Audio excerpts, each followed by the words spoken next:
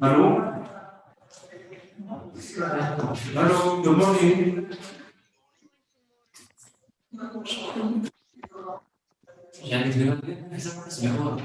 Hello, yes, I can hear you. So I think we maybe go over to the next presentation because the audio is not sufficiently well, it's too low and it's not very understandable. So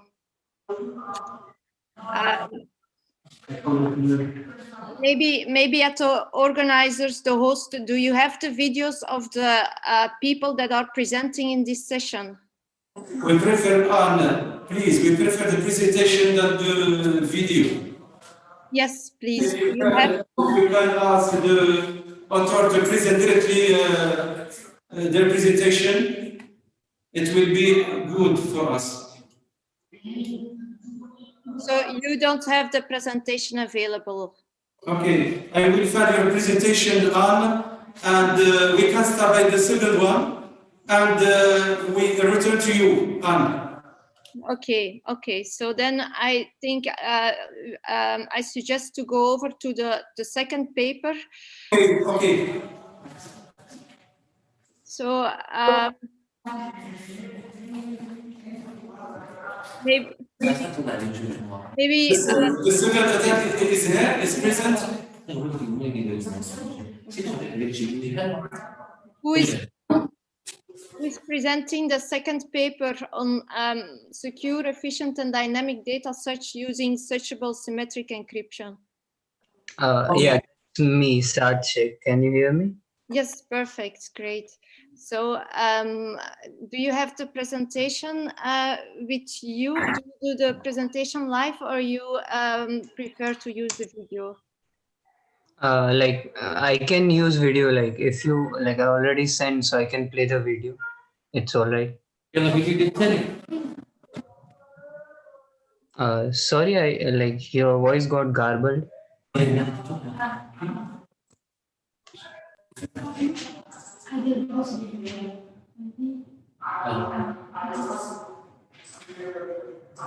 Okay, so maybe you Mohammed Saik?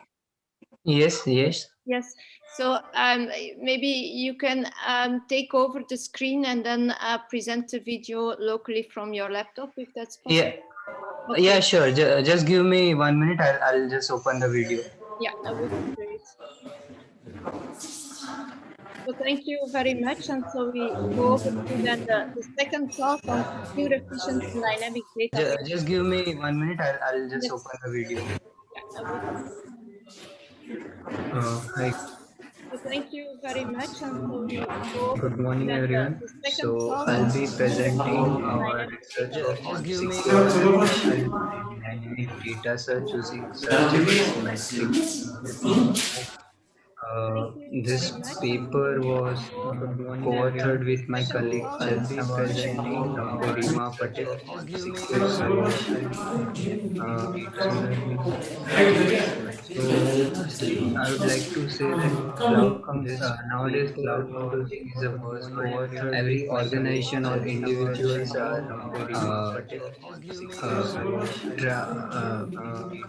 transforming their on-premises. Please, all the participants, can you mute your audio? Please mute your audio. So it is why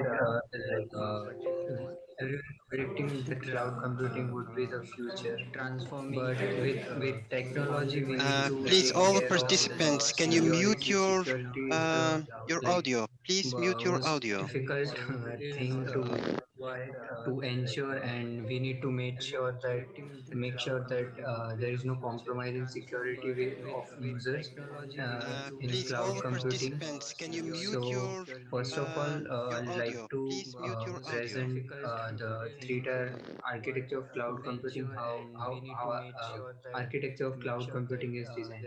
So as we can see in the slide, at the bottommost part there is end device. End device are nothing but like a user devices which collects and stores information. How architecture of cloud computing is designed.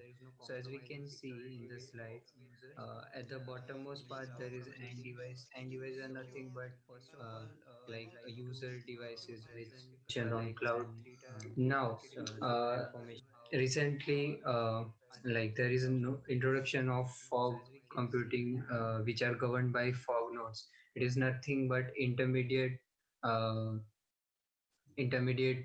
terminal storage or processor kind of thing, which with limited capacity, of course, between cloud computing and end device uh, in order to make the process of retrieving or computation faster between end device and cloud. Because as we know, cloud may be stored like away from end users. So fog nodes are the intermediate devices which are stored near to end devices. So this is the three-tier architecture for cloud computing. Now, our work intends to design and develop a novel privacy-preserving and data storage scheme for cloud computing and fog computing. So, now when we say fog computing, so in like we can easily assume it that fog computing has limited capacity, so there are more threats or more uh, problems compared to cloud computing because it has limited capacity. So our scheme would take care of like how we can preserve security, and like we can expect smooth operation for data storage and retrieval within organizations or something. Moreover,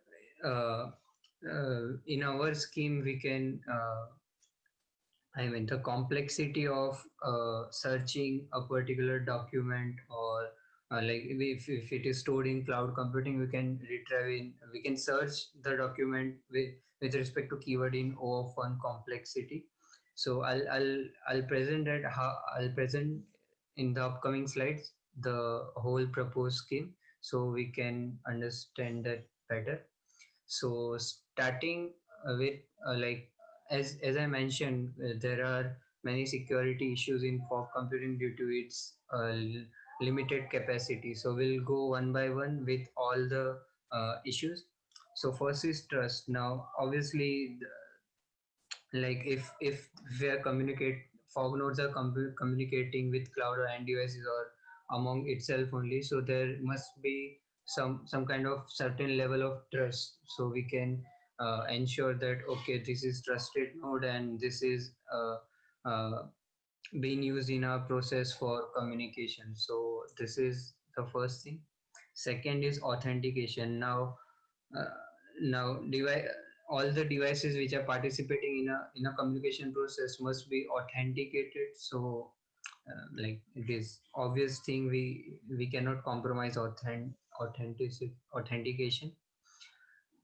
Third is secure data storage. Now, if data is stored somewhere in fog node, so we need to make sure it is secure, because if there is some critical data for organization or something and some intruders take away the data, then there would be a huge loss for users or organizations. So next is secure and private data computation. Now, like as I mentioned earlier also, like we need to perform certain communication computations in order to search our, like if we let's say if we search document with respect to some keyword, then we need to compute amongst fog node that how we can securely and privately compute that keyword against all our documents that are stored inside the cloud or fog layer. So this is it. And next is secure communications. Now again, the above points were part of this whole process. Like we need to make sure that entire communication is secure. Fourth is end user privacy. Now, data privacy, location privacy of fog clients, usage privacy, such as action patterns, all this must be preserved. And last is malicious attacks. So, fog layer, as I mentioned, like it is widely available and more like there are a lot of fog nodes. So, with with this advantage, there comes a disadvantage that it is more vulnerable to attacks such as the DOS or spoofing, flooding, etc. So these are the security issues in fog computing. Now, our motivation was this: given the choice between security and convenience, people complain about security but opt for convenience. But security, as we know, like uh, this should be the most important thing while we are storing or like communicating some critical business information or like private information. Now, we'll focus on what we are trying to, out of all the security issue, we are trying to solve security issue of secure data computation, like secure data search, which comes under secure data computation, uh, like. And under that we have proposed an architecture on searchable encryption. Now there are two methods for searchable encryption. First is searchable symmetric encryption, and second is asymmetric, that is public key encryption with keyword search. So we aim to solve the issue for searchable symmetric encryption because it is lightweight. Lightweight in the sense, public, as we know, public keyword search has more computational complexity for encryption or decryption processes. So we aim to solve this issue. Now I'll explain you what exactly what exactly we our architecture was in order to solve the issue. Now this is the scenario I'll first explain. Okay, let's say I have, like, there is some organization which uses cloud uh, platform to store their data. Now they are storing some documents, and where they're storing some documents, and as there might be multiple users inside one organization, so one might need the, like, if like there may be thousands of documents stored. So what if I want some particular document, so that is some, like, containing some particular keyword or something. Let's say I search with keyword ABC, and I should retrieve the all 5, 10 whatever documents are with which contains that keyword. So how we can uh, aim this without compromising security or any malicious attack between our whole communication. So this is so first of all, let's say there are two users in an organization. So first, what we'll do is we'll generate key. We have used AES, advanced encryption system. So to uh, AES as our encryption algorithm. So we'll generate keys using encryption to encrypt our data. Now will be using two keys. So I'll explain you, like, in this process only, why we are generating two keys in order to achieve our goal, that is securely ensuring that there is security is being maintained throughout the process. So first we'll generate two keys and pass securely through secure data channel to all the users. Here we have like taken the scenario of second user, but like there might be multiple users. We can pass security. We can pass the keys securely to them also. So let's say user one is generating some documents with respect to some keywords. So as I mentioned, we'll generate two keys. So we'll generate file with key one and keyword with key K2. So this user will generate this file and keyword pair, and it will pass on this to cloud. Cloud will store this keyword with respect to document name in form of inverted index. Inverted index, that means it won't be stored like document is there and corresponding with the, let's say this document one contains this particular set of keywords, but rather will store like this.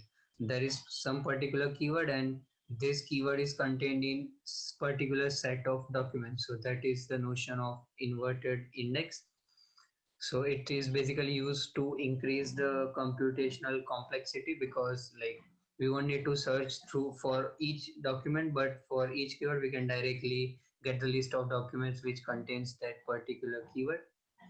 And the notion of using two keys is basically, let's say even if we know that cloud is semi trusted entity, it, with respect to our search patterns, it won't be able to, it won't be able to like make access patterns out of, like if we are particularly searching for this keyword, then we are getting this document. Now this keyword and documents are encrypted using different keys, so there is no meaning to how like how we are accessing the documents with respect to keyword. So this would ensure the security.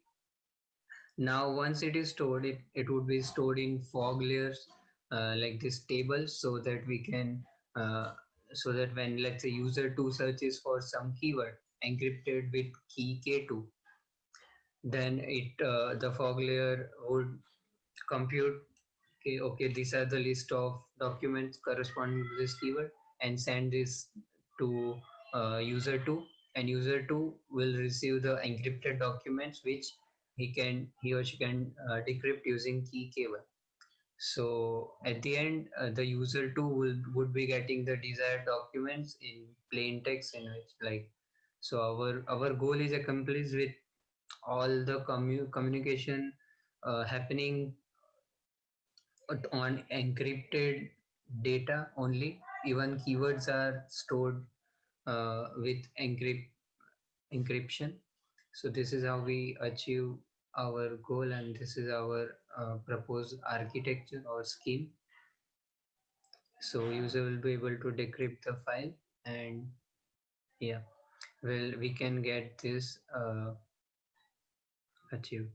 Now our future work, like as we have mentioned, the uh, keys which we generate, so we have assumed that it is passed to secure channel, but we can, in future we can generate keys through Diffie, something like Diffie-Hellman algorithm, so that you know the, we don't need to assume that these are the, I mean, we don't need to assume that there is any secure channel or present or not. So this is one thing which we can work on. Second is authentication. So we can incorporate authentication into the system of, for, because as for fog node, like we have used fog layer, so we can work on this and achieve authentication for fog nodes, all the fog nodes which are participating in the communication. And last is strategy to bring documents to fog nodes near to end users, so that if documents or the table are near to end user, it would be able to users would be able to search for the documents and retrieve documents much faster, compared to, rather than compared to if it is stored on cloud computing. These are the references which we have referred to, and thank you. Any questions? Okay, thank you very much for your very nice presentation. So there is now time, a few minutes for questions. If you have a question, please put it in the chat and then we will select the question we will read. Speaker can then give his comments on it. So if there are any questions, please.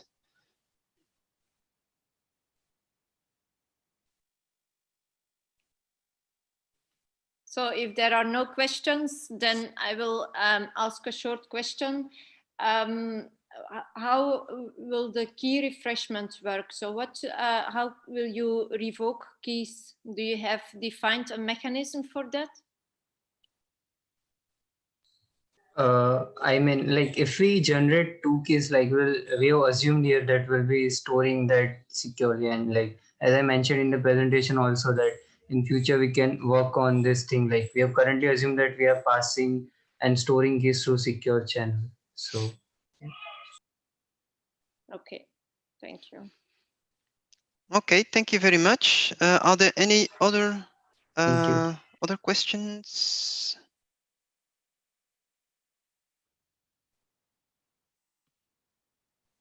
Okay, there are no other questions. So let us then prepare for the next speaker.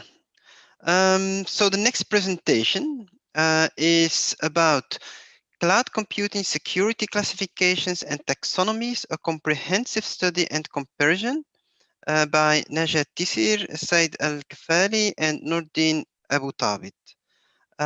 Is the speaker here? Can he prepare his presentation? Yes, I'm here. Okay. Are you going to give a live presentation or do you prefer to play a video? I will share the slides and give a live presentation. Okay, thank you very much. So the floor is all yours. Okay, thank you.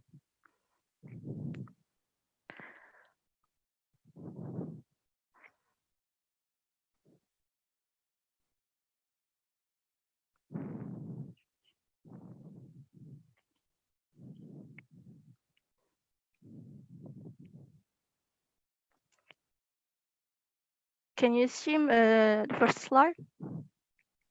Yes, very good. Yes. Okay, thank you.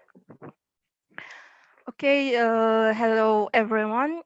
I'm Najat Tisir, and it's my pleasure today to present to you our work entitled Cloud Computing Security Classifications and Taxonomies. We'll talk about a comprehensive study and comparison and a proposal of a taxonomy. So the presentation is structured as follows. We will start with a general introduction of the subject. Then we will move to a comparison of cloud computing security classifications and taxonomies with a discussion about the mentioned taxonomies. After that, we will detail a proposition of a comprehensive taxonomy of cloud computing security concepts, and finally, a conclusion. So as you know, cloud computing is currently a very essential and popular technology among the federal and corporate organizations and individual users. And according to the state of the cloud report in 2019, 94% of respondents were using the cloud. Among them, 91% adopted public cloud, while 72% adopted private cloud. So it's a very huge use of cloud computing, and it's sure for due to its interesting characteristics. Also, virtualization can be considered as the key element of cloud computing attributes. It allows the usage of multiple virtual machines in one physical machine or the migration. But what is regrettable is that virtualization and also other cloud-related technologies may lead to security challenges. Security was considered in 2019 as a challenge to between 76 and 79% of respondents, especially with determine that authentication, encryption, data integration, and access issues that were between the top research topics in cloud computing. So what is our objective beyond this paper? Our objective was principally to provide a comparative study of the different existing classification of cloud security issues and develop a unified and comprehensive view of cloud computing concerns. So other researchers may consider it as a roadmap to better understand and classify cloud computing threats, attacks, and risks. So let's move to the second part where we try to compare the different taxonomies of cloud computing security issues. And the first question to answer here is, what is a taxonomy? So a taxonomy can be defined as the science and practice of the general principles of the classification and categorization of different aspects of a given problem domain. And it will be better if a taxonomy verifies some requirements, such as to be accepted. It means that the taxonomy should be structured and built on well-accepted work. It should be complete and exhaustive. It should comprise categories to classify even recent attacks. It should be determinist, comprehensible, mutually exclusive. It means that it permits to categorize an attack in at most one category. It should be repeatable, its terms well defined, and unambiguous. The categories should be clearly defined. So, considering the wide scope of researchers dealing with cloud security taxonomy and classification, we produced books and studies, and thereafter the main methods and parameters considered on Manchette classification. Here we mentioned the classification considering attack vectors.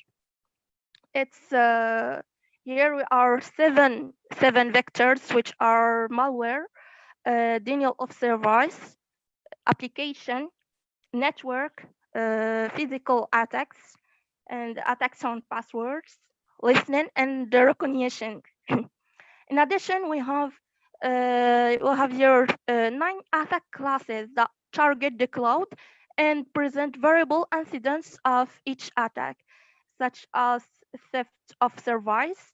We have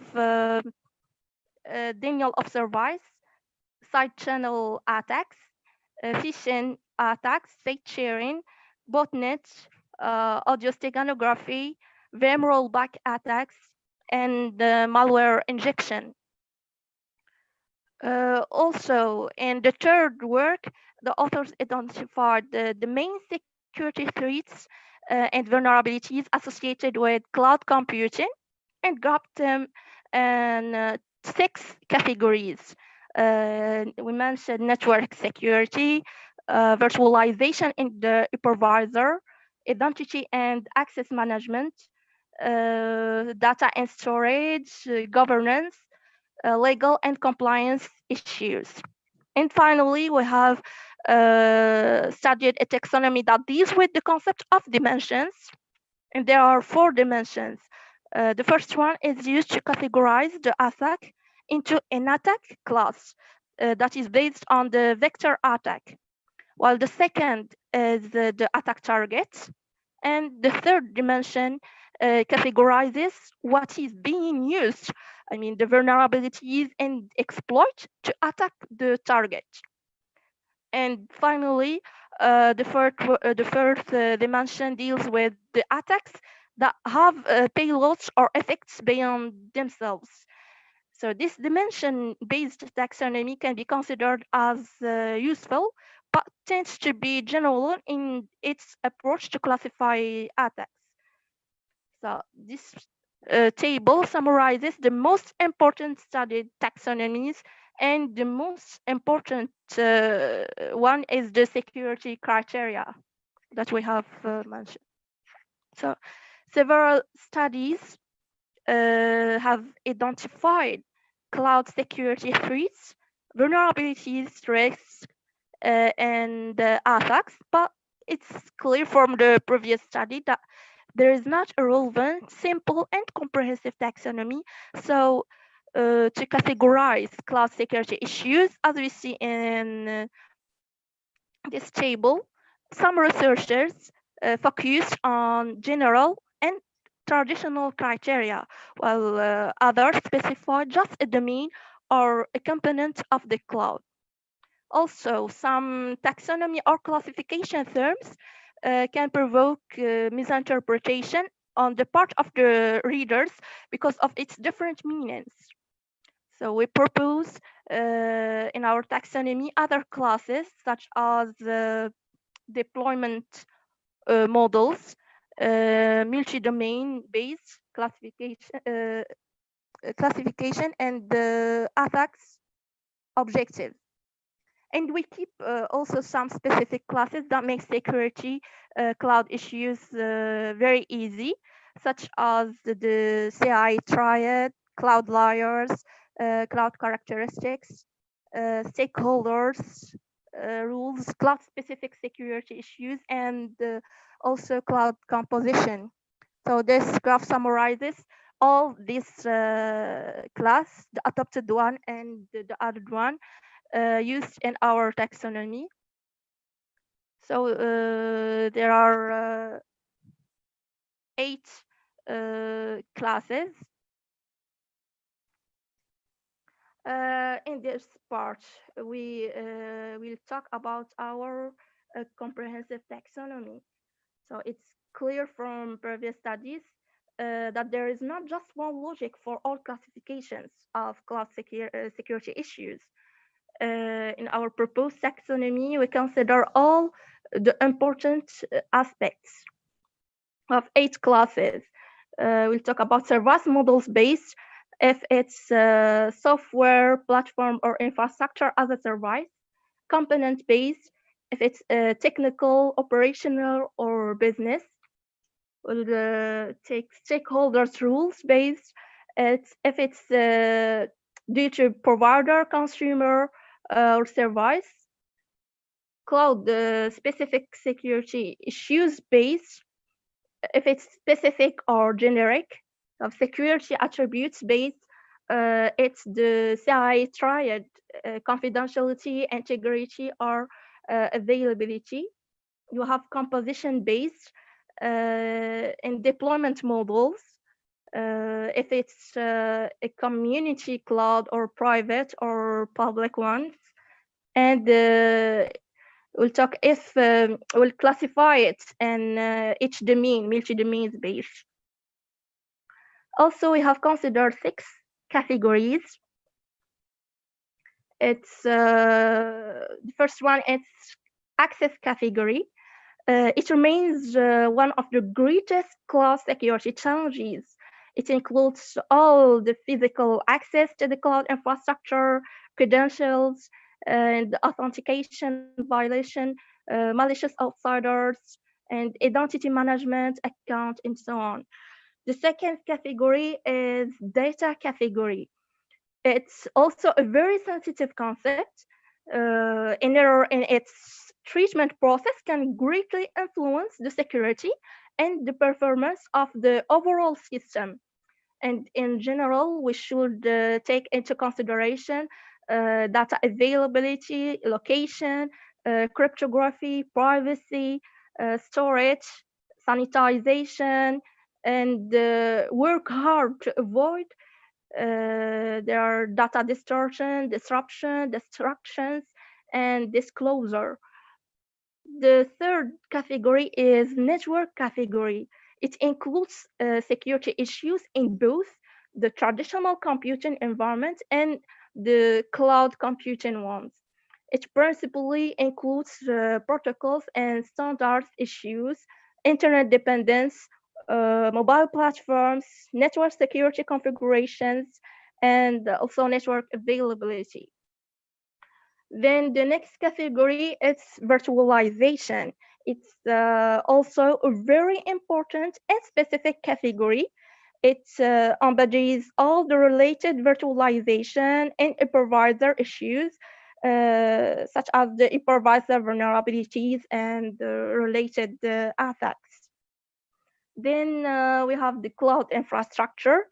It includes any hardware and software components required in the cloud computing architecture. And the last one is security standards. It includes all the policies, the rules, and the laws required to access cloud systems and to provide safe services. And we focus on accountability issues, governance, auditability, trust, legal aspects, standards, and reputation concerns. And we have 36 subcategories. So, and this is our proposal. We have grouped the adopted classes here, the 8 classes, and then the 6 categories and its subcategories. Here we have physical access, credential, authentication. There are subcategories for each category. And also the relation between the classes and the categories.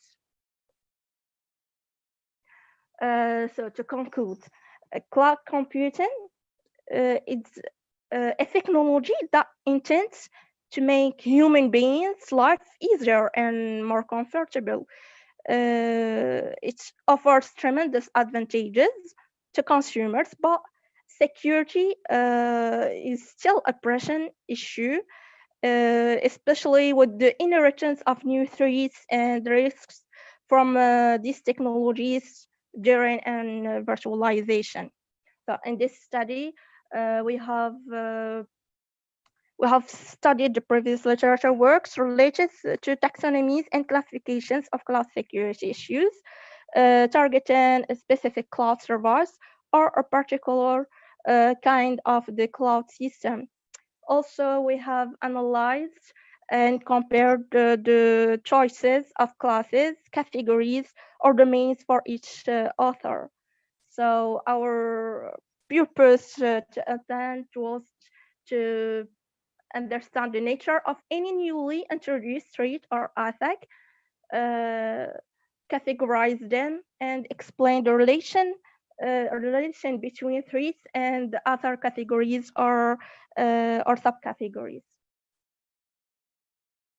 So thank you for your attention. Okay, Najat Tisir, thank you very much for your very comprehensive presentation. Are there any questions from the audience? You can write your questions down in the Zoom group chat. Now, before we'll wait a little bit for the questions. I have one question. I was just wondering, so you have done this study by, in matter of fact, looking to a lot of papers and thinking about potential structures that exist. Now, my question is: have you seen any structure in history? So, how it changed during the time? Is there something you can conclude out of that? Yes, there are also in our taxonomy, there are, if we can say, some traditional criteria to consider in taxonomies or classification, like network, access, category, and data, and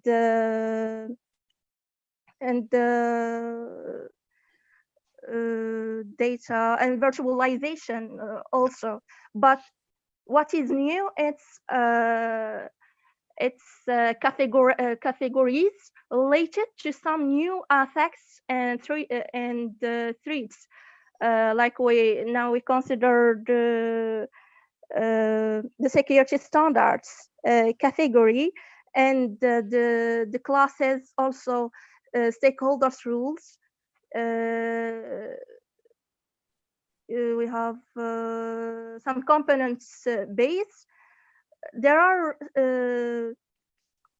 some old taxonomies that consider just the traditional, and if we can compare between the old taxonomies or considered classification, there are some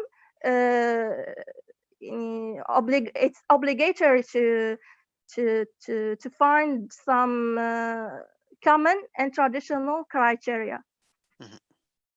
Okay, so we can expect, in matter of fact, that these taxonomies are alive and kicking, so they change over time. That's what I understand from your question, from your answer. Okay. I also have a short question. So you go in your taxonomy over classes, categories, subcategories. Does it make sense to go also one or more layers lower? I didn't hear the last.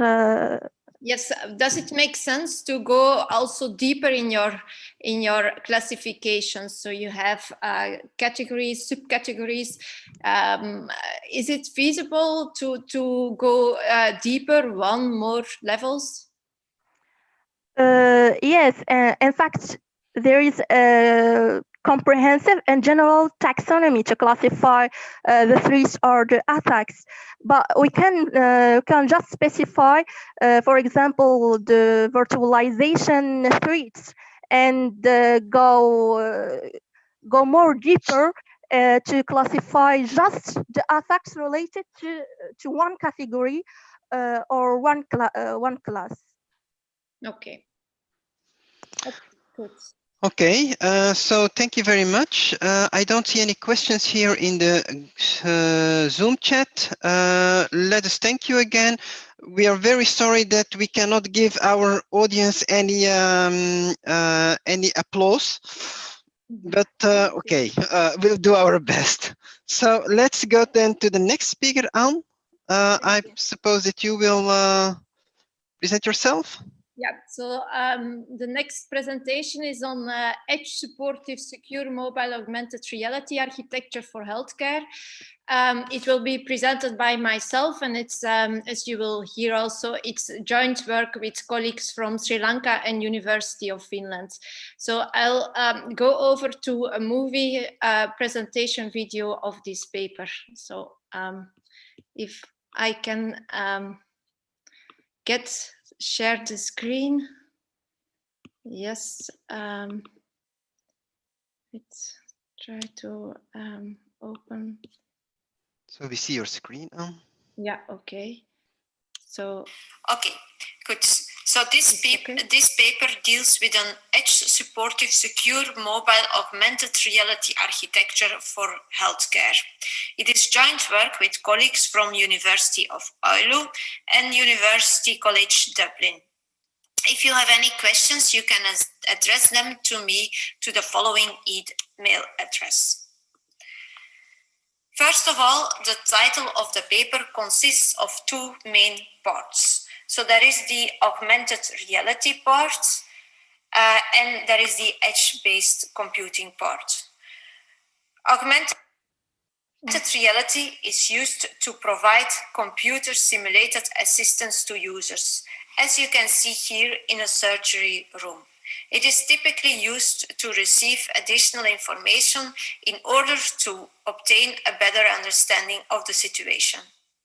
The second part is on edge-based computing, which is the latest trend in computation.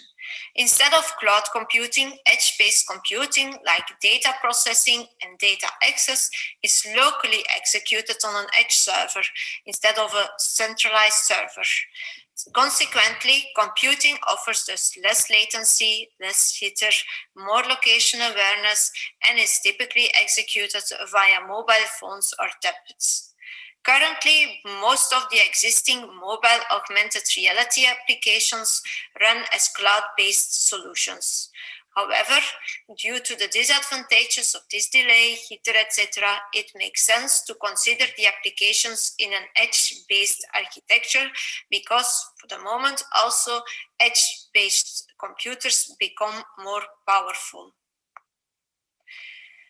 However, when doing so, as data will be now transferred wireless over the network, not only between a user and the cloud, but now you have an additional entity in between.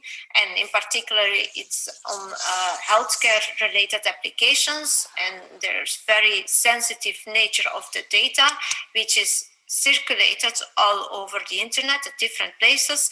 It is now also highly vulnerable to multiple security threats.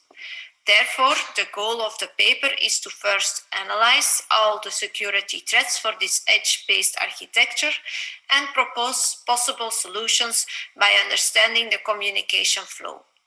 So further, we propose a registration and authentication key management scheme to establish secure communication between the participating entities. And for this, standards are used as much as possible. Then we validate the security of the proposed scheme against the most important attacks like man-in-the-middle attack and replay attack. We use for that formal verification, the tool Avispa, and also informal verification. Okay, so this slide illustrates the architecture which we consider in our paper. As you can see, there are 4 entities involved. There is the patient here, there is the doctor, the edge server, and the cloud server. The cloud server keeps all data and software updates. The edge server acts as an intermediate entity between the user and the cloud. We distinguish 2 main scenarios.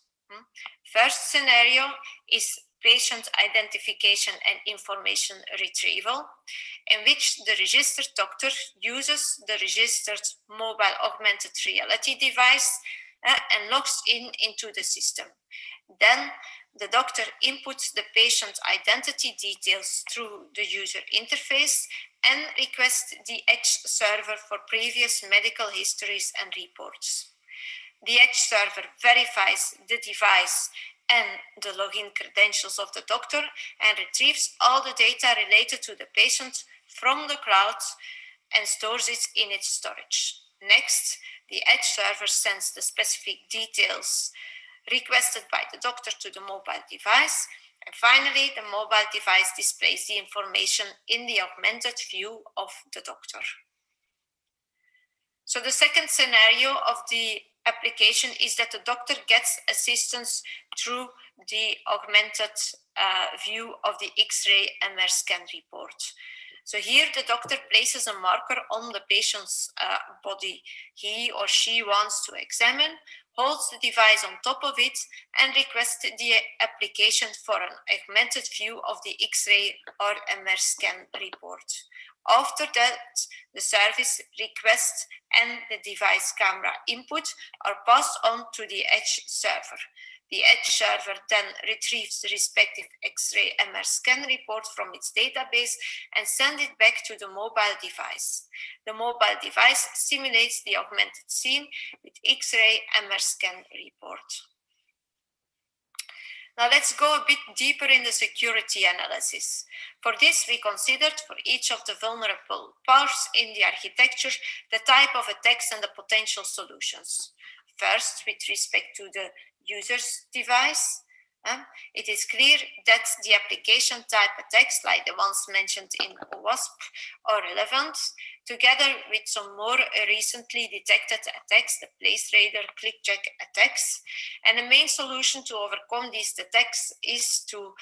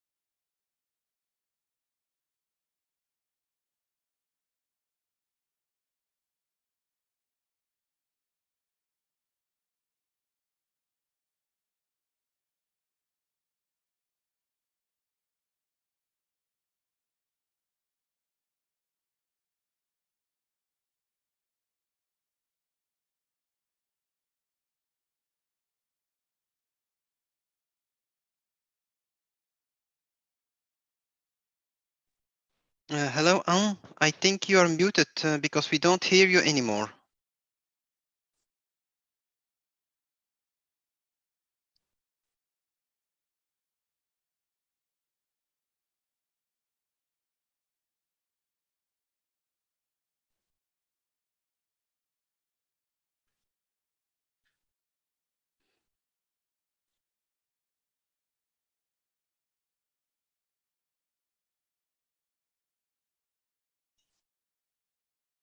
Hello, Anne. Do you hear me? There seems to be a problem with the audio. Can you check whether you are muted? Is it okay? We distinguish a registration phase Okay. and an authentication phase. So in the registration phase, the different entities need to establish a certificate with the Edge server. And this Edge server plays here the role of a certificate authority, as CA also denoted. There is a specific order required. First, the network administrator makes sure that the Edge devices of the hospital are registered. Next, the devices of the doctors, the workers in the hospital need to be registered. And then finally, also the patient. Then after the registration, we have the authentication phase, and the goal of the authentication phase is, as usual, obtain mutual authentication and establish a session key such that consecutive communications can be encrypted and authenticated among each other. Good. We refer to the paper for more concrete details on the schemes. I will just show you a high-level view on the next slides. But just to give you an idea, we followed the basic rule to use as many standards as possible.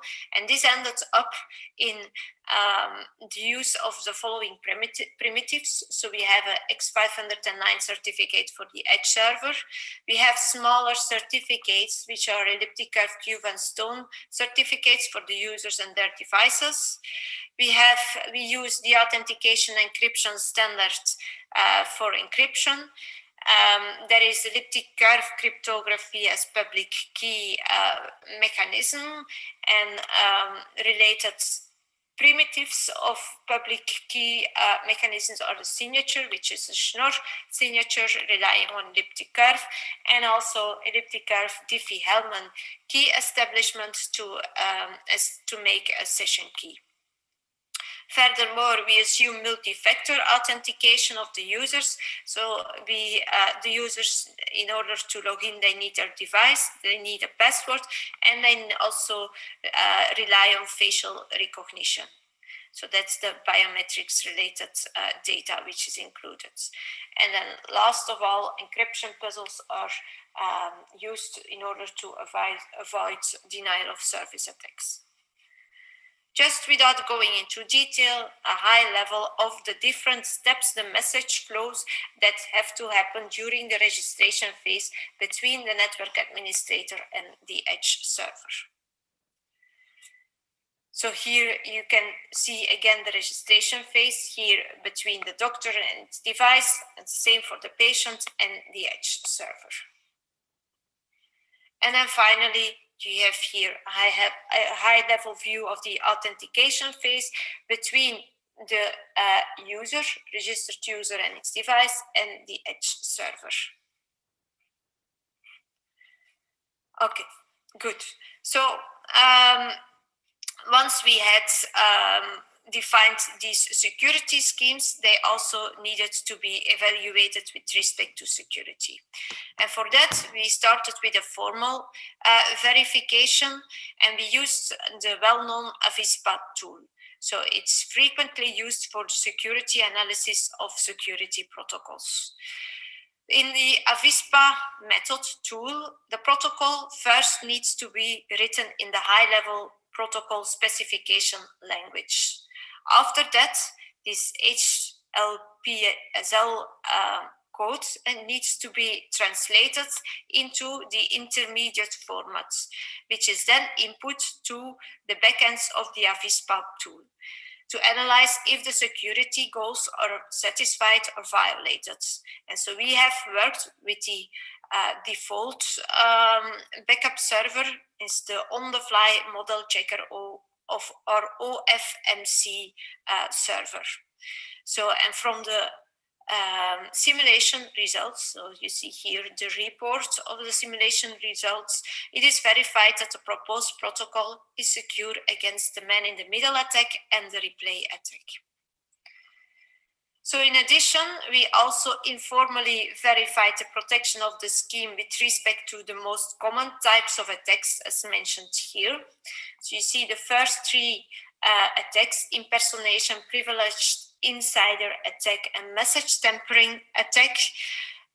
They are an immediate, so the protection against them are an immediate consequence from the fact that the scheme satisfies security features such as mutual authentication, confidentiality, and integrity. So that's clear.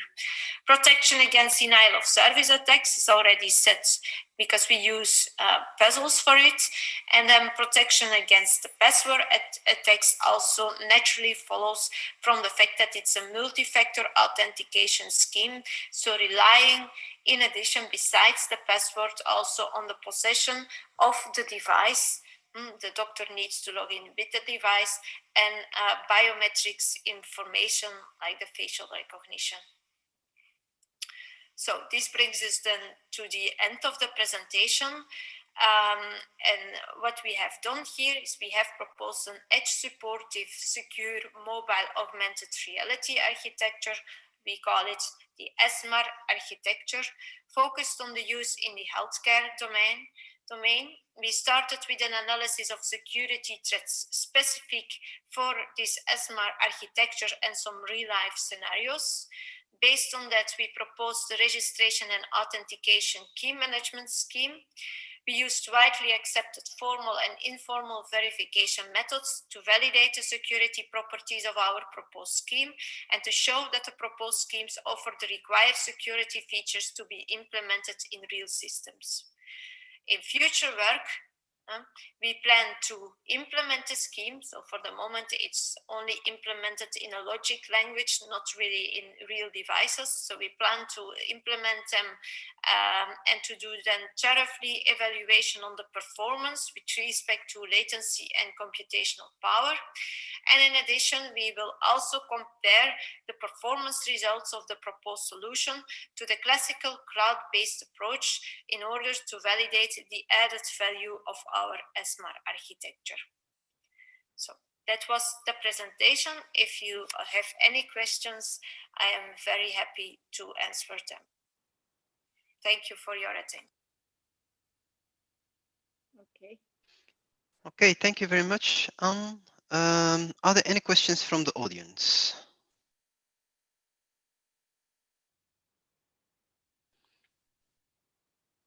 Okay, we'll wait a bit for the questions if there are any. Just one thing that I remarked during your presentation, Anne, you seem to have used several types of these authentication methods. I wasn't aware that there are so many different kinds of authentication services. Is there a reason why there are different types and different standards? What do you mean exactly? Standards of authentication? Yeah, for example, the HTTPS. I understand there is a way to certify it, but I've seen that you are mentioning, I think, two different services. Mm-hmm. Yeah, that's you mean the certificates we showed you? Yes, the certificate. That's what I mean. In a matter of fact, yes. Yeah, exactly. There are different ways to define certificates. So the most well-known, and that's especially in network settings, is the X509. But nowadays, if you go to smaller devices like IoT devices, you have these implicit certificates that are becoming more and more popular, and these are the ECQV certificates. Okay. Yeah. And which authorities are doing that? Yes, it's working with the central authority, and then again, you can define your own certificate authority. So a company can take the role of certificate authority, or you can go to an external authority. But it's not like there is an official instantiation that is working with this kind of mechanisms. Okay, thank you for your clear answer. Okay, I don't see any questions appearing. So that means, Anne, thank you. A small applause. That's all I can give you now. Thank you very much. And I propose that we then go to the next speaker. Now, there is just one small remark I would like to make to the audience. The first paper, which is also from Anne, well, there were some technical problems, so we'll retry it, but after the last paper, right? Yes. So after this last paper, please, if you have the time, please stay so that we can do that one as well.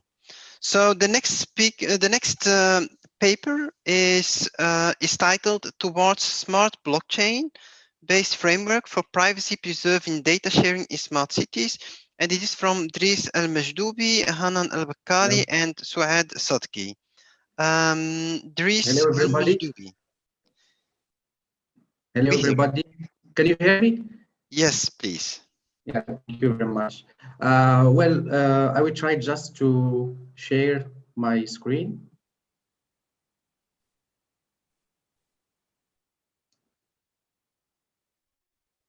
It's okay? Yes, it's fine. Okay. So thank you very much for this opportunity. My name is Dries El-Majdoubi, and from NCS School of Rabat. I'm very delighted today, in fact, to present our work entitled "Towards Smart Blockchain-Based Framework for Privacy-Preserving Data Sharing in Smart Cities." So all through this presentation, I will keep an eye on the following plan. So first of all, before presenting our work, we will start by defining the concept of privacy and its issues in smart cities environments. Next, we will present the problematic we will be working on, followed by our main contributions, notably the smart privacy architecture. And after that, we'll have a conclusion and future work. So, as you all know, governments all over the world have been investing in technology as to transform their cities towards the so-called smart cities. Smart cities, in fact, are associated with a huge production of data, which is collected from several applications like smart home, smart healthcare, smart grids, and smart mobility. But here the problem is that with the processing and the storing of this large amount of data, this is raised, in fact, a lot of privacy concerns regarding the different stakeholders. So to be left alone is perhaps the most precious thing one can ask of the modern world. So in this presentation entitled, we will be interested in privacy in smart cities environment. So before presenting our work, define the concept of privacy. As you all know, privacy is a crucial matter in individual's life. And since it's that important, some organizations such as Privacy International consider privacy as a human right, right? So the word here, human right, is very important. So it's in fact the right to share different things with your family, your friends, and your colleagues. It's the right also to know that your personal emails, medical records, bank details are safe and secure. And all this thing is really under the control of the user. So here we notice that the word control is very important. Of course, smart city services have made it easier than ever before to access and share information. With all those privacy issues and all data being exchanged and the multitude of actors using this data for different purposes, controlling who can access for personal data, for what goal, and how it will be stored where and how it is secured are all important data governance questions that interest both governments and citizens, and of course researchers. So to try to give response to these questions, so secure decentralized management architecture would provide perhaps a solution to many of these privacy issues. Implementation of a blockchain system relies, in fact, on sequence of records chained and stored in a distributed database, integrating an innovative mechanism of replication is what we call it the consensus protocol. And a blockchain network is therefore a distributed registry offering immutability, confidentiality, transparency, and a high level of security and trust. In summary, the main contribution of our paper are, firstly, we design a blockchain-based architecture for privacy-preserving data sharing. This is first. We combine data access control and data usage auditing measures based on smart contracts for secure data sharing. And finally, we propose an enhanced proof of reputation consensus where a multi-dimensional trust model is used to calculate the overall trustworthiness of smart service provider. So let's just give you an example of that. So let's assume that Bob is living in a smart city where every aspect of his life is being monitored through numerous sensors of smart cities and smart devices. For better understanding, we consider an example of smart healthcare data sharing in order to ensure smart health services. Various actors are involved in a smart healthcare ecosystem. So we have first the patient. We have also the smart healthcare regulatory authority. It can be any governmental health agencies. We have also the smart healthcare providers. It can be any individual agency that provides smart health services. And finally, we have the cloud provider, which who provides, in fact, various services for healthcare providers, like enabling large storage facilities. So here we have formulated a list of numerous assets that the patient can own, with possible stakeholders that may have the right to access. So here in the table. So based on these assets, Bob can easily decide as to which stakeholders needs access to which assets and what operation he can perform on that asset. So here, the sensitive health assets like type of disease, the health history, the insurance cover, the health payment claims, the current disease history, the health alerts like blood sugar, heart rate, etc. So all this is a really sensitive asset that the patient need to control the access of them. So to protect those numerous assets, we designed the system architecture of the proposed smart brief chain framework. So here, as you can see, we have like 3 layers. The first layer is the user layer, which contain possible blockchain network participants, as shown in the previous table.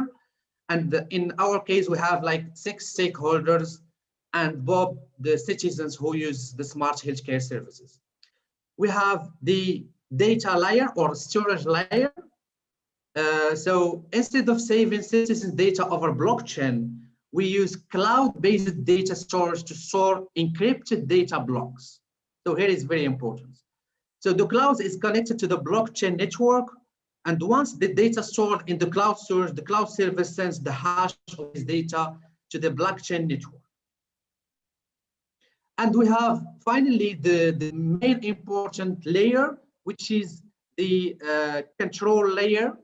So this layer, in fact, as you can see, offers various services for different stakeholders. So we have different, in fact, components. The first component is the registration and identity verification service.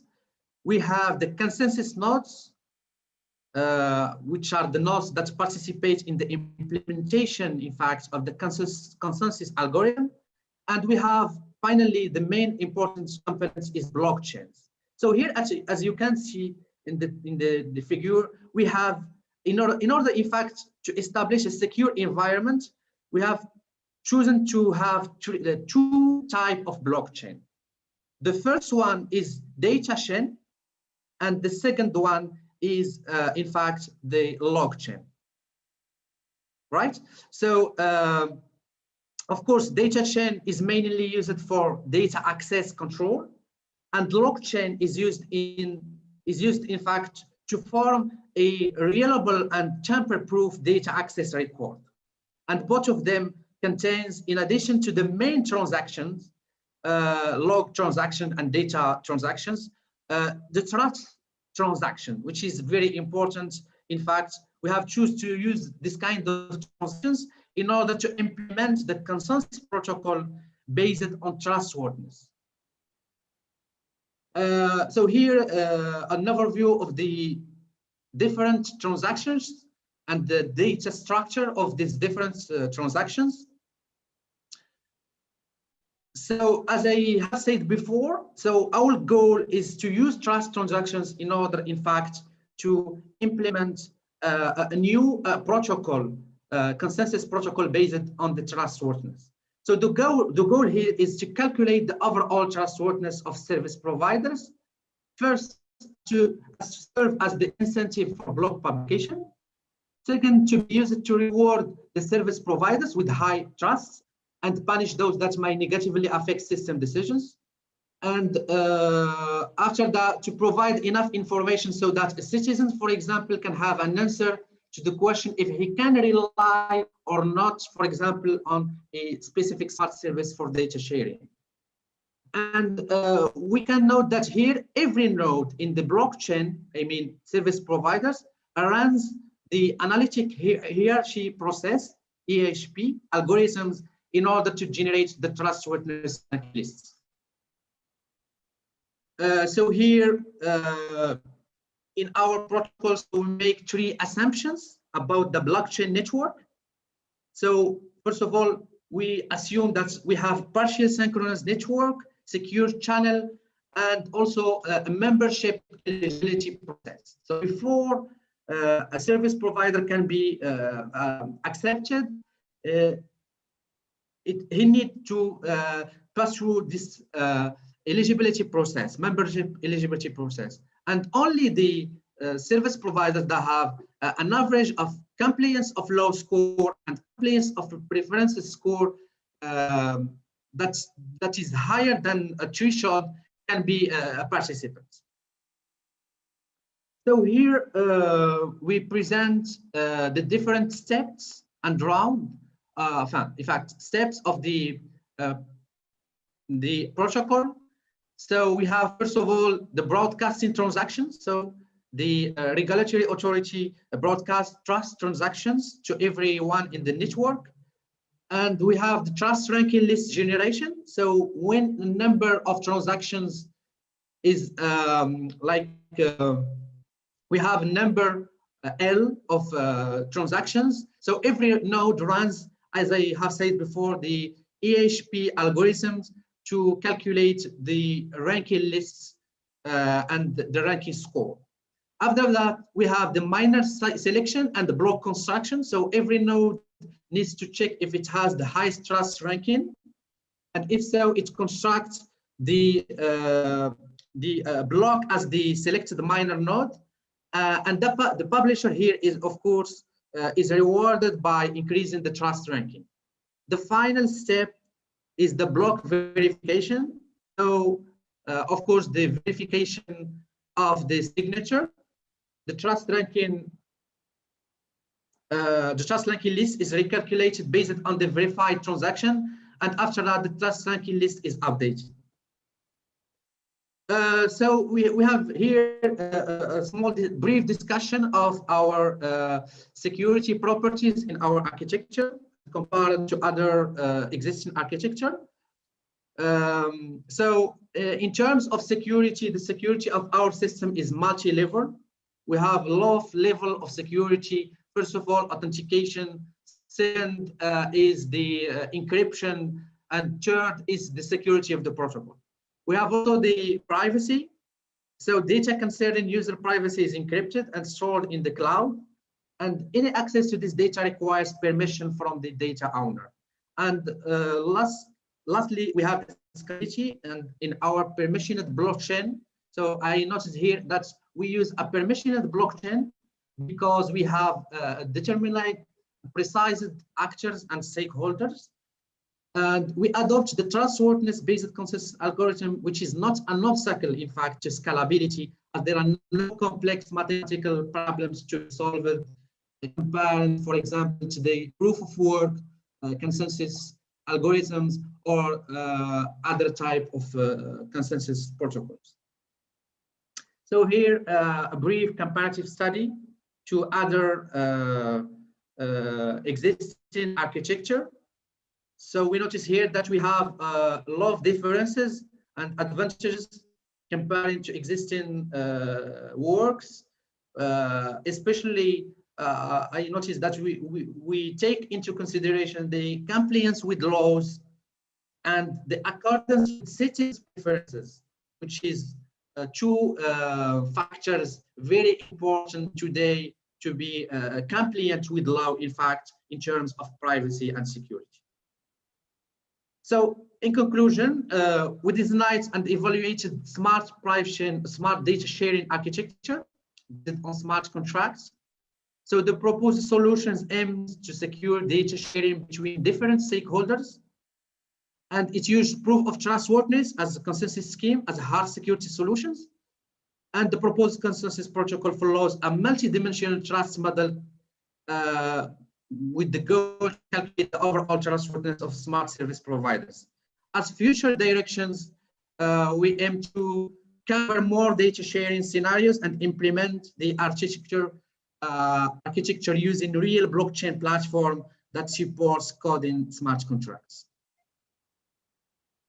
So thank you very much for your attention, and I am here for any questions.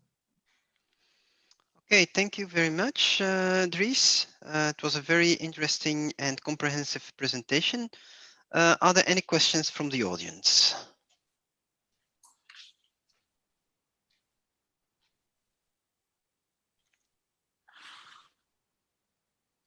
I don't see any questions appearing. I just have maybe one. It is a quite interesting approach, I think. And I was just wondering whether you have been thinking about how much work it might take to implement such an architecture, to have it as a real platform available. Sorry, I didn't hear you. Is this better? Do you hear me better now? Yeah, okay. It's good. Right. Okay, so my question is, I like your architecture quite a lot. But what I see is that there are so many blocks in it, and I was just thinking, okay, how much time would it take to implement this physically, to have it as an implementation ready for use? Yeah, thank you for this question. In fact, practically we have faced a lot of problems in order to implement our architecture, but we have used, in fact, the Hyperledger, Fabric Hyperledger. I don't know if you know this. It's like Ethereum, but Ethereum is for public blockchain, and Hyperledger is for, in fact, private blockchain. So here we have a private blockchain because we have a precise stakeholders and different stakeholders. So I mean, it's very difficult to implement this, but there is a solution offered by Hyperledger platform, which is channels. So in fact, every blockchain, for example, the data chain, it will be in a data channel, and the log chain in another log channel. So this is the solution in order to implement this kind of architecture where we have, in fact, a lot of blockchains. Okay. Thank you for your clear answer. Are there any other questions? So I see a question in the chat, and that's maybe also related to my question. So what about the scalability of the architecture? And in addition, don't you complicate the situation by having two different blockchains? For the first question, for the scalability, in fact, the choice of our consensus protocol based on trustworthiness, it's not based on any complex mathematical schemes. So it's really very easy to be scalable and to ensure this scalability. And we have done a lot of tests, and it's really possible to be scalable. This is for the first question. For the second question, in fact, we have we have law of blockchain, but it is something that is necessary, because we can't in fact mix data with logs, right? Because it will be it will be very difficult to control and to manage this infrastructure in this case. And as I have seen before, we have a very good platform, which is Hyperledger Fabric, which allow us to create channels, so we don't have really any problem. It's not complicated to, in fact, to manage in this way. Okay, and I think if we have just one blockchain, in this case, we will have a lot of problems, and it will be difficult. So maybe also, I don't know if I answered.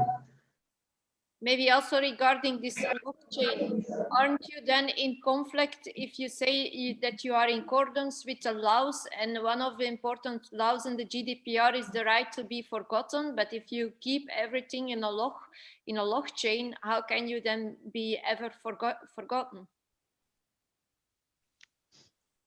I mean, do you mean, no, in fact, we have taken into consideration the compliance with law. This is among the main points that we have in this paper.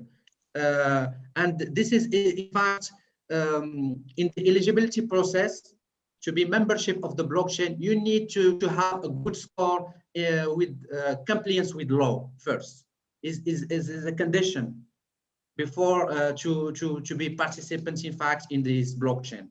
So I think we are all these things, all this architecture, the main goal, in fact, is to be compliant with law.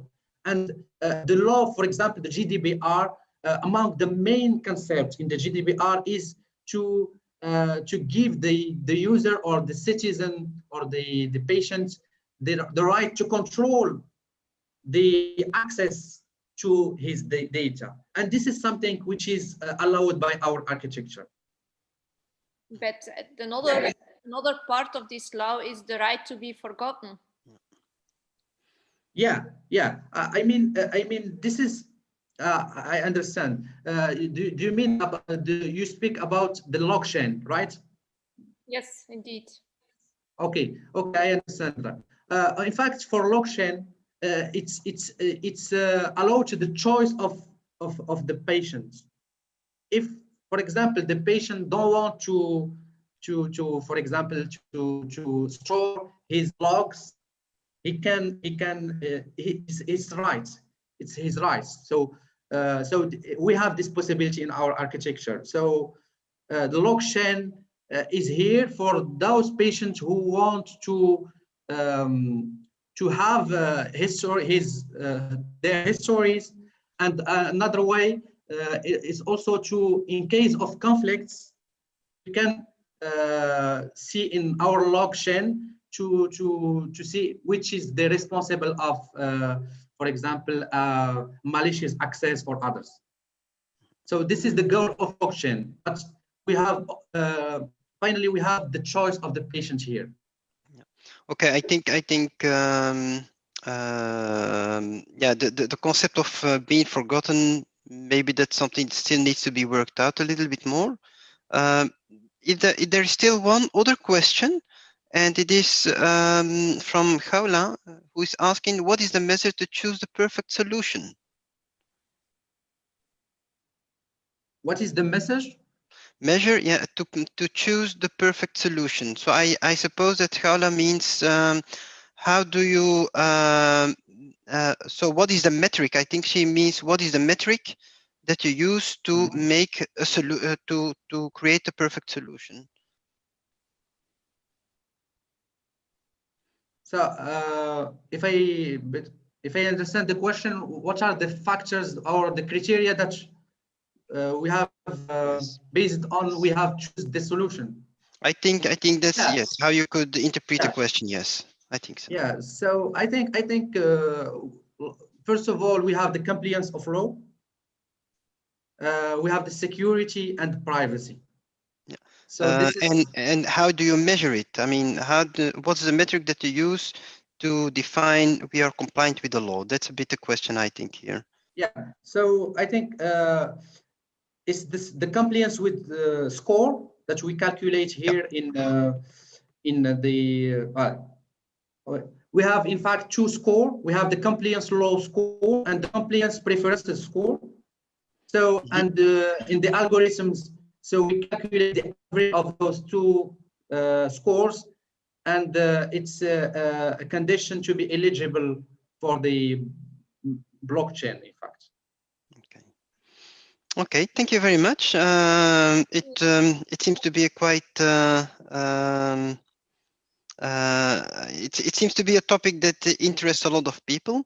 Thank you very much, and again, a small applause from my side. Okay, I think now we are ready for the last paper. I think. Let me check. Yes, indeed. Yes. The last that was supposed to be the first, but due to to some technical issues, we delayed it to the end of the session. So for the ones that still want to follow, because we are now out of the time slot, there is this last presentation, which is on efficient mobile user authentication services based on users' memories and with privacy preservation and user untraceability. So it's again a movie which I will try to set up, and if there are any problems, then please let me know. Okay, I'll try to share the screen.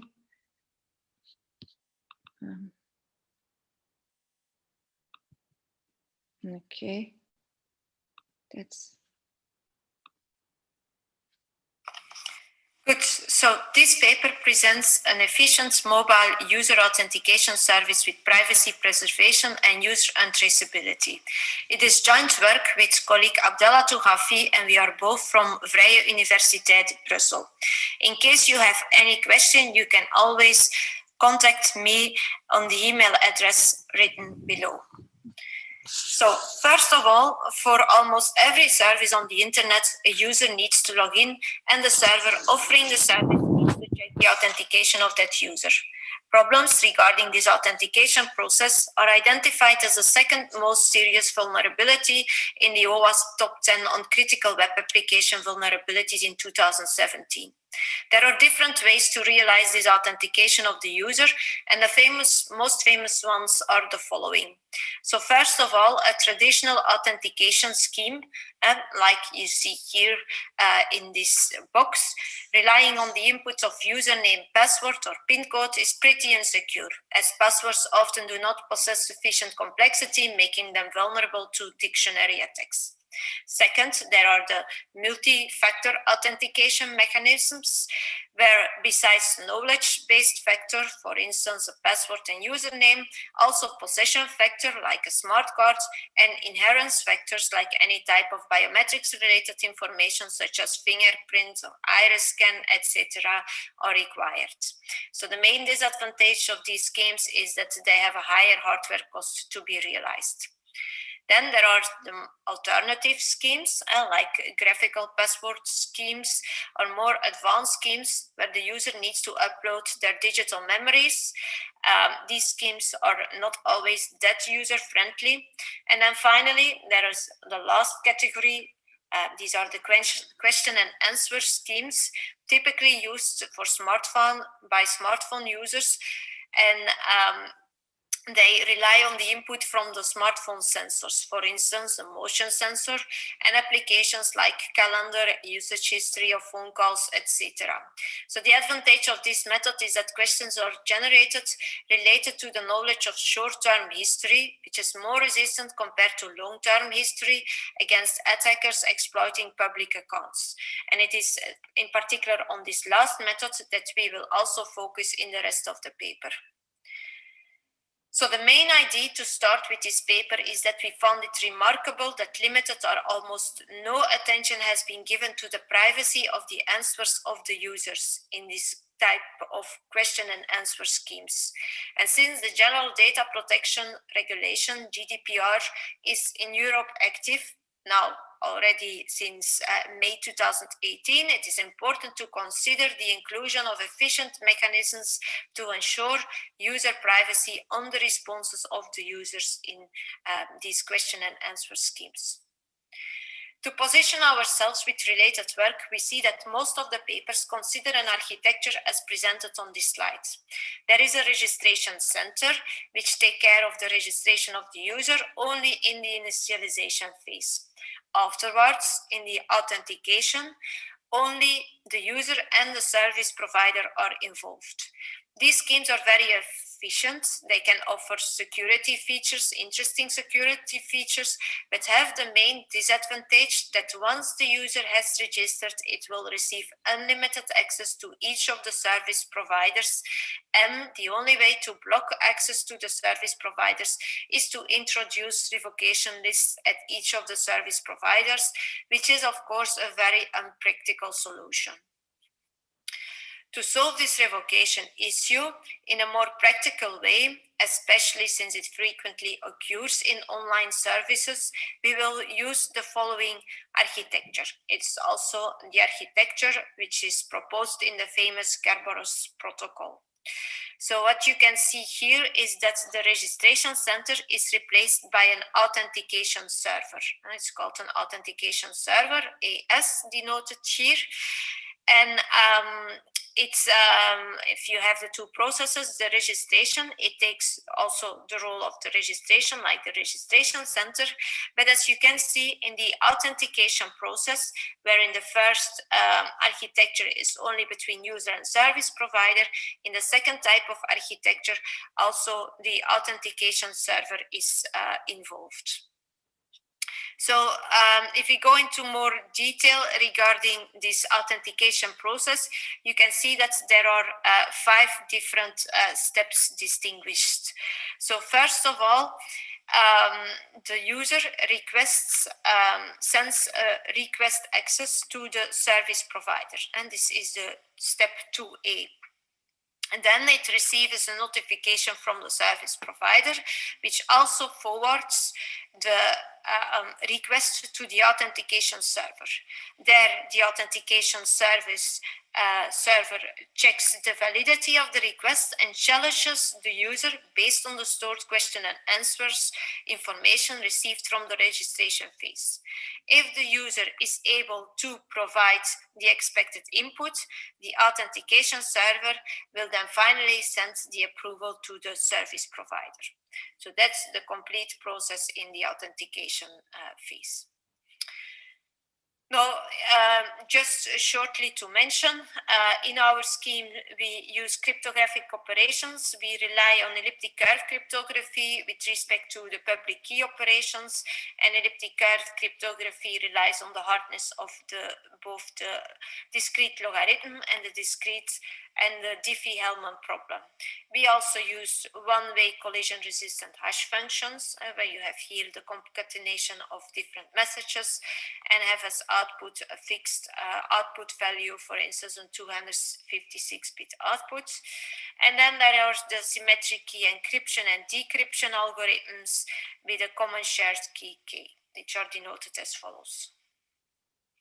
Good.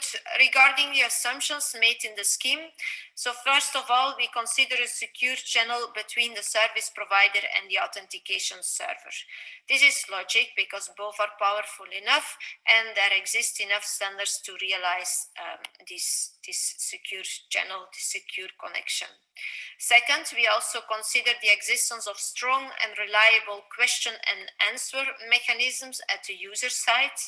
Again, here is a lot of research done in literature which provides these type of mechanisms, and therefore it's outside the scope of this paper.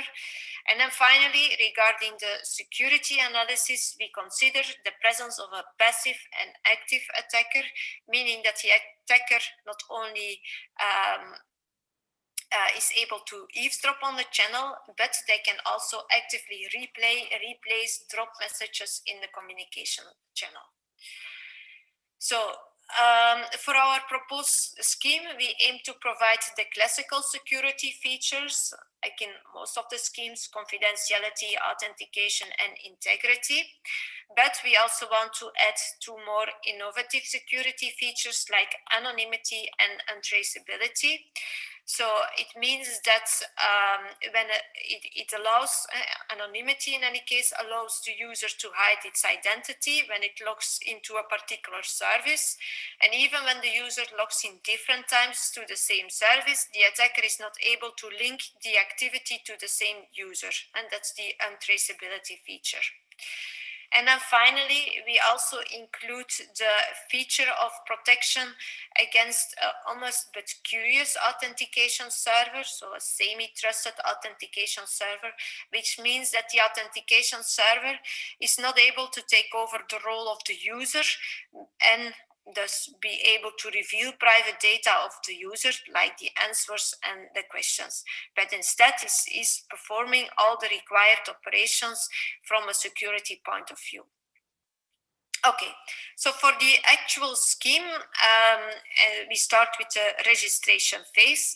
And the registration phase has two parts. First of all, registration between service provider and authentication server. That's pretty easy because we have assumed that there is a secure channel, that they share a common shared key and the key KSA. But what's important to mention is that we have proposed here two types of authentications. So in the first type, the authentication server only provides confirmation about the validity of the user and there is no identity leaked, while in the second type of the authentication server also provides the identity of the user to the service provider. So typically when there are payment actions required, then it's important to know also the identity. And during the registration, the service provider needs to clarify to which type of service it subscribes.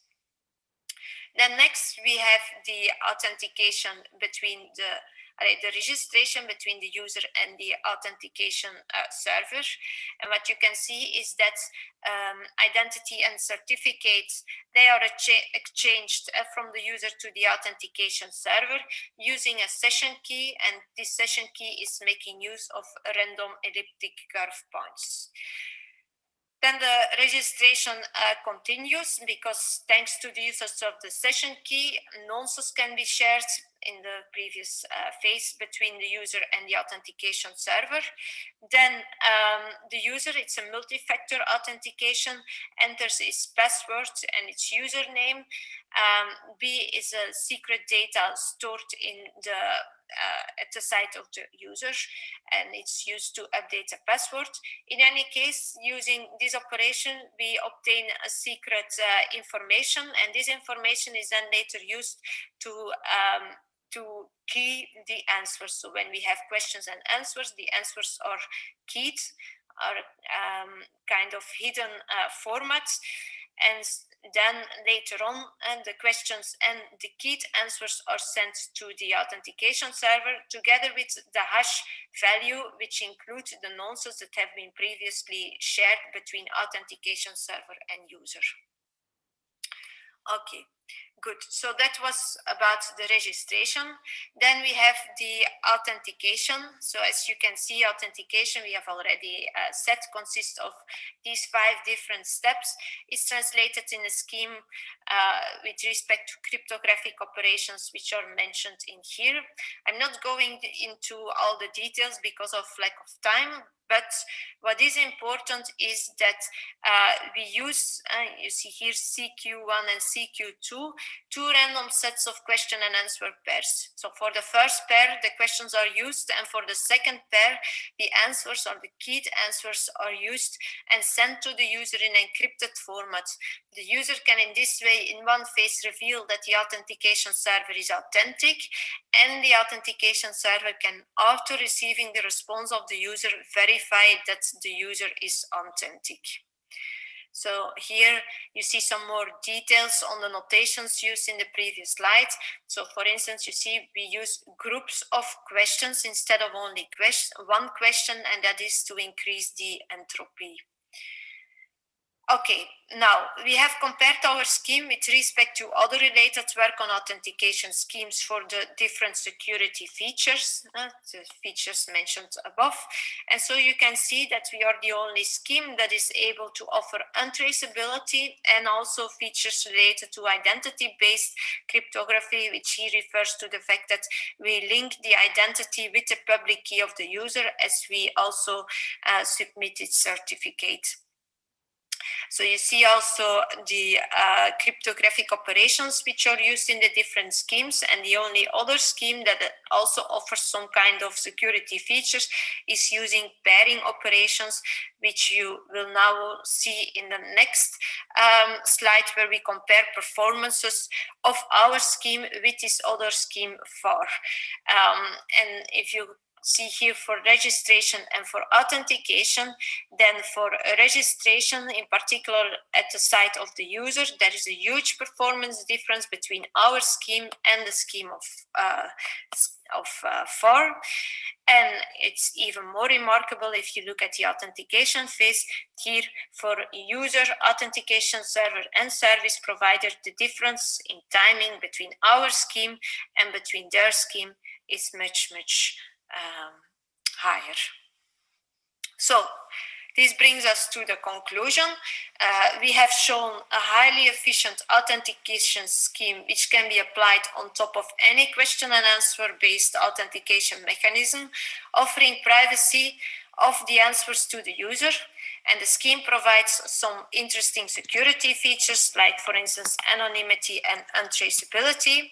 And we have shown that our scheme is much more efficient compared to other related work in literature. So, thank you very much for your attention. And if there are any questions, I'm very happy to hear them.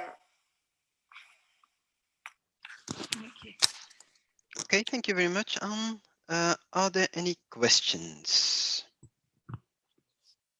Any questions from the audience?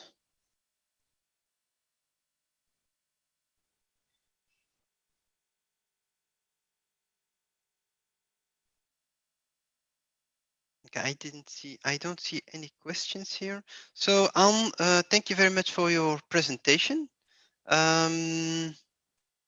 This was the last presentation. So also from my side, a big applause for your very comprehensive presentation. So I would like to thank all the speakers again, from the first one to the last one. It is an online experience which is very new for all of us, I think. And I hope that this session was somehow learnful to all of you. I would say don't hesitate to contact the speakers privately and to discuss, as you would do on a real conference, and to discuss the contents of these presentations. Thanks to all of you again. Anne, do you still have a word to say? Yeah, thank you very much. I'm sorry for the delay that we had due to technical issues. Yeah, I hope that it was interesting for all of you. And if there are any questions on my papers or the other papers that you have heard today, don't hesitate to contact us. Yeah, I think that's it. And then maybe see you this afternoon further on the invited talk that we have at 2 o'clock. So. Okay. Thanks again to everybody, and I think we can ask the manager to finalize and close this session. Thanks again. Bye. Yep, thank you. Bye.